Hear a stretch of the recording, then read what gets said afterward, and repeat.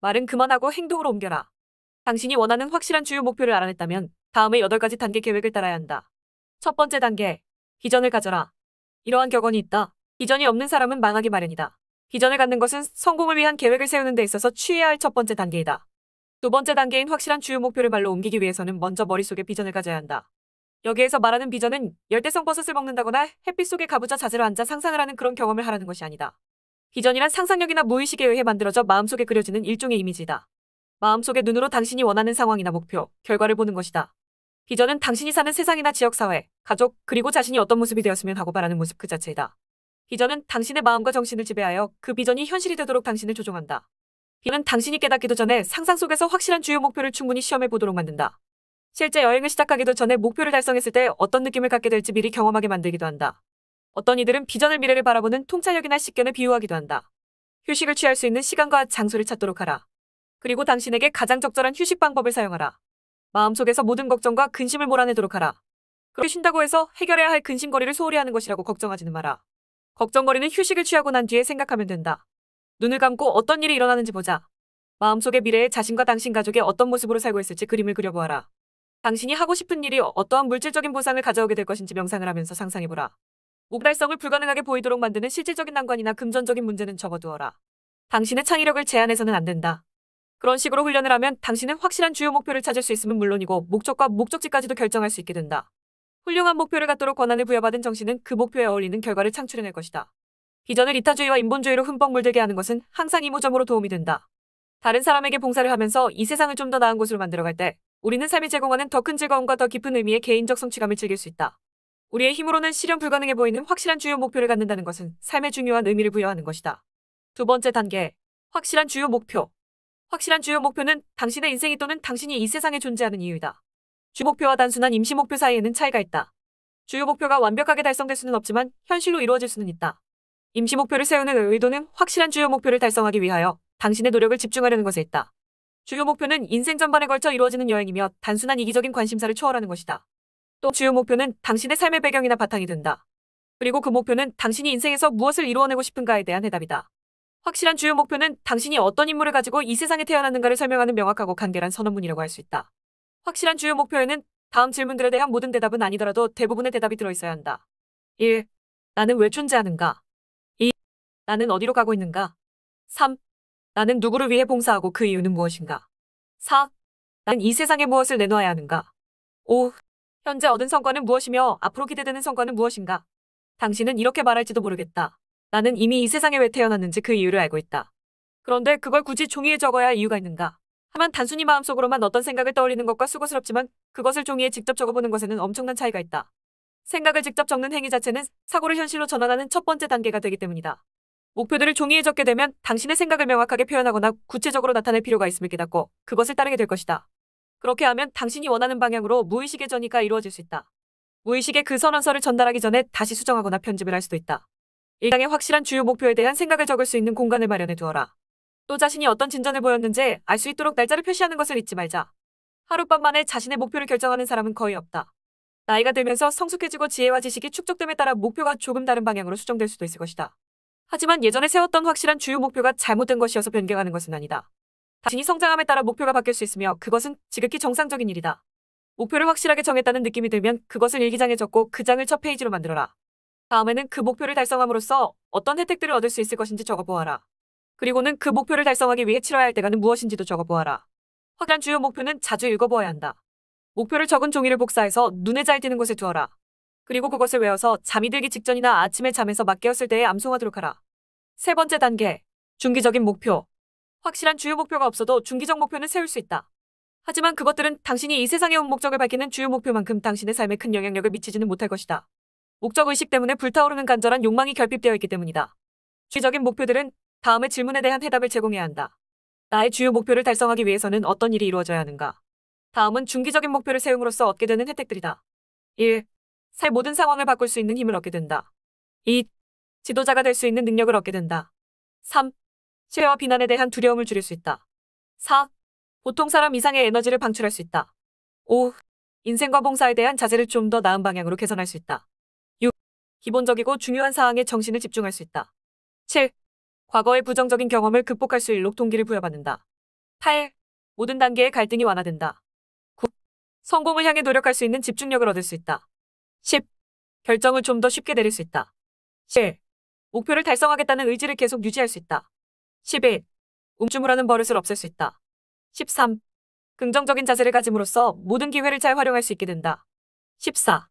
새로운 열정과 정열을 가질 수 있다. 15. 더 확실한 자신감을 얻게 된다. 16. 창의력을 향상시킬 수 있다. 17. 자신에게 더욱 자부심을 느낄 수 있다. 다시 한번 말하건대 목표란 자신이 이루고 싶거나 혹은 하고 싶거나 얻고 싶은 무언가를 의미한다.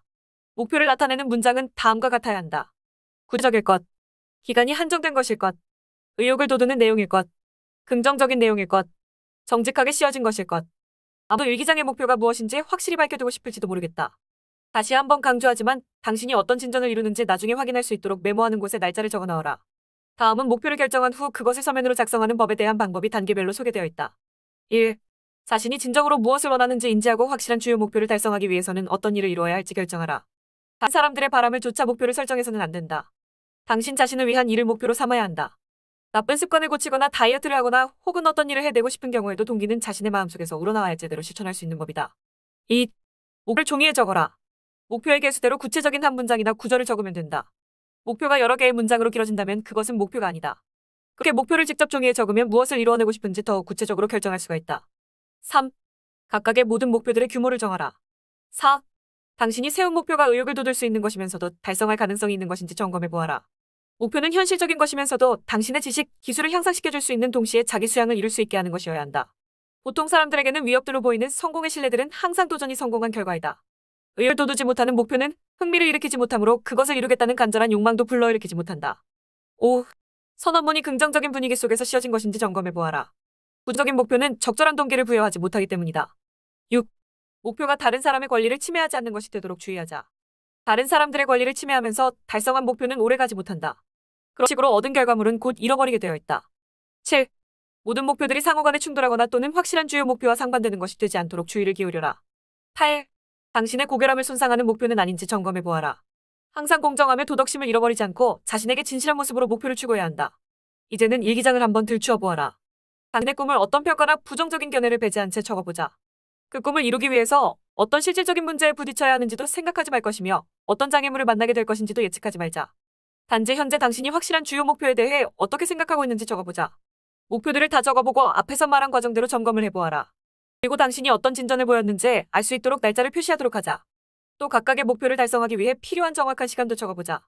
목표의 달성. 다음 사항대로 따라한다면 목표를 달성할 수 있다. 1. 매일 목표를 점검하라. 목표를 소리내어 읽으면서 하루를 시작하라. 2. 어떤 이유에서라도 부적절하다고 생각되는 목표가 있으면 융통성을 발휘하여 그것을 수정하라. 3.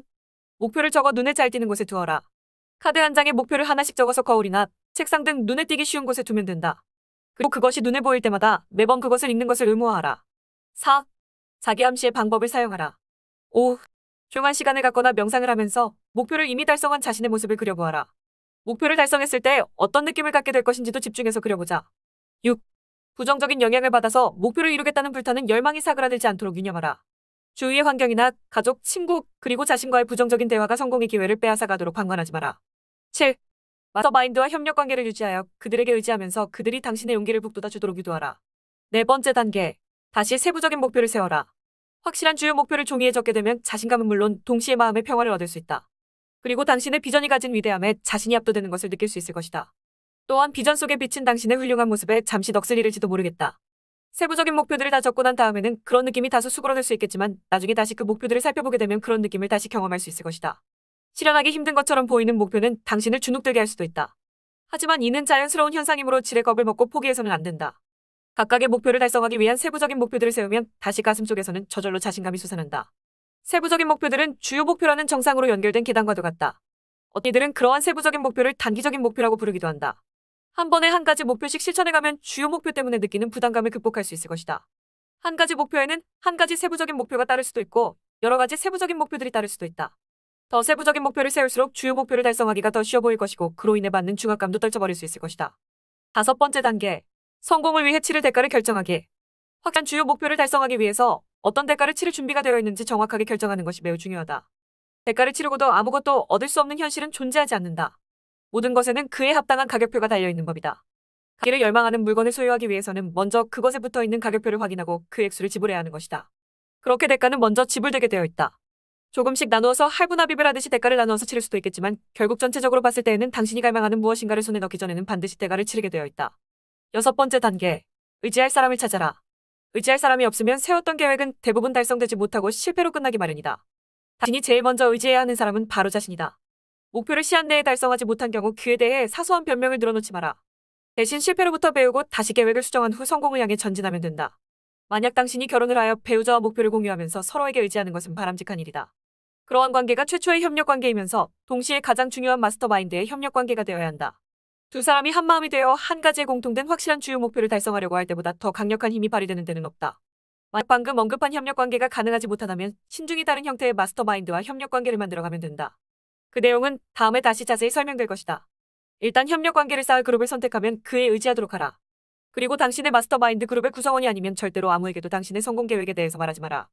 당신의 계획에 관심이 없는 사람들에게 그런 얘기를 하는 것은 당신의 힘을 빼앗는 결과만을 가져올 뿐이기 때문이다. 다른 사람들에게 함부로 목표를 말하지 않아야 할 또 다른 매우 중요한 이유 중에 하나는 당신의 목표에 아무 관심이 없는 사람들에게 그런 이야기를 하게 되면 그들에게 당신을 무찌를 무기를 제공하는 것이 나갔기 때문이다. 질투나 시기 등의 부정적인 생각들에 사로잡혀 있는 사람들이 당신의 목표에 알게 되면 당신은 물론 그 목표까지 조롱할 좋은 기회라고 생각하며 기뻐할 것이다. 그들이 당신을 깔보며 즐거워할 기회를 제공해서는 안 된다. 또한 당신의 의지를 꺾어버리게 만들 수 있는 기회를 주어서도 안 된다. 그런데 불행하게도 바로 가족이 당신의 자신감을 꺾고 자기 개선을 향한 당신의 의지를 물거품으로 만드는 당사자가 될 때도 있다. 세상에는 아무 일도 하지 않고 단지 삶의 가장자리에 서 있다가 다른 사람이 지나가면 교묘하게 몰래 발을 내밀어서 다른 사람들이 거기에 걸려 넘어지는 것을 구경하는 사람들이 있다. 그러한 부류의 사람들이 당신이 어디로 가고 있는지 알아낸다면 미리 그 길에 몰래 숨어 있을지도 모른다. 그러므로 그들에게 미리 당신의 목적지를 알려주지 않는다면 그들 때문에 넘어지는 일은 없을 것이다. 7번째 단계. 평가하라. 날짜를 정해서 정기적으로 그동안 어떠한 진전을 보였는지 평가하는 시간을 가져라. 분기마다 한 번, 1년에 2번, 아니면 1년에 한 번씩 해도 좋다. 그런 평가를 할 때에는 철저히 자신에게 정직하되 스스로에게 부정적인 자신의 견해를 강요하거나 자신에게 불리한 판단을 강요해서도 안 된다.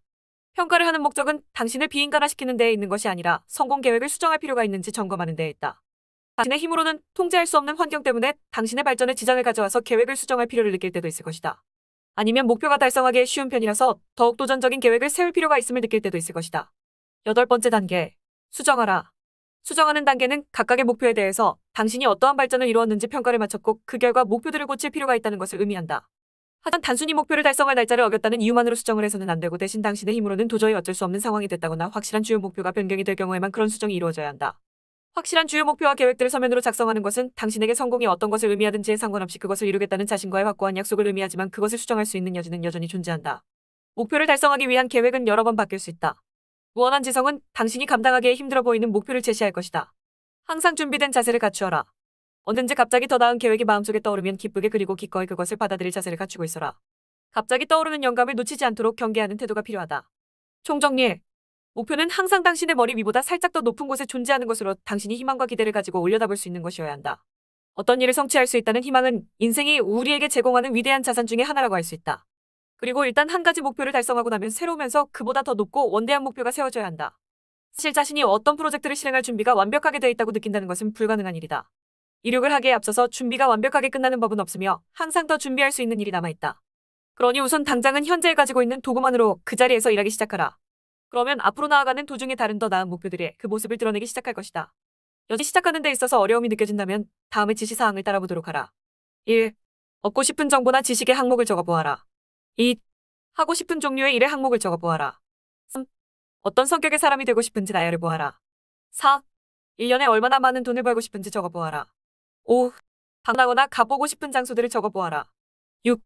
획득하고 싶은 기술, 예술적 기능, 공예 기술, 과학적 지식 등을 나열해 보아라.